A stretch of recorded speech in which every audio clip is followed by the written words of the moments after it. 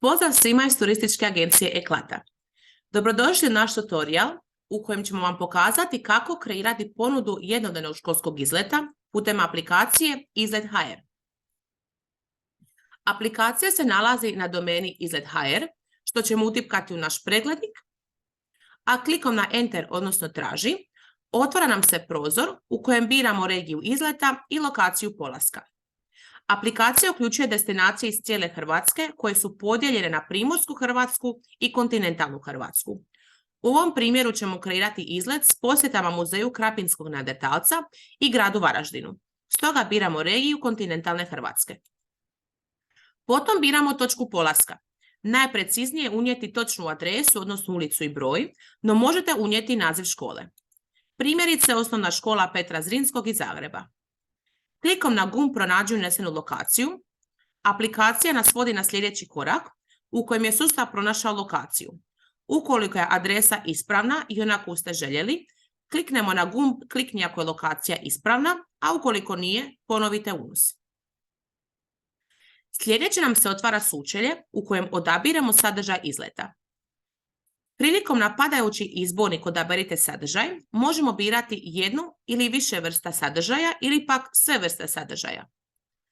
Obzirom na destinacije koje želimo posjetiti, biramo Krapinsko-zagorsku te Varaždinsku županiju. Destinaciju možemo odabrati na dva načina. Možemo ju odabrati klikom na praznu kućicu do njenog naziva ili ju pak možemo odvući u itinerar desno. Također, aplikacija nudi i opciju ručka ukoliko ga želite uključiti u vaš izlet. Njega u itinerar dodajemo na isti način kao i destinacije. Kada smo odabrali destinacije svog izleta, po želji možemo mijenjati i njihov redoslijed, a isto se može učiniti i s ručkom.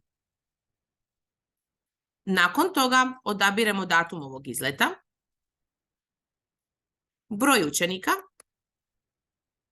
gratica koje želimo uključiti u ponudu, te broj nastavnika u pratnji. Ukoliko želite da ponuda sadrži troškove pedagoške pratnje, označimo i pripadajući kvadratić. Niže su navedeni svi elementi ovog izleta.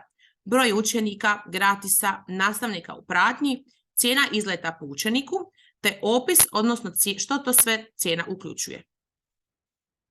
Klikom na gumb Zatraži ponudu, nam se otvara okvir u kojem ostavljamo svoje kontakt podatke i podatke u školi.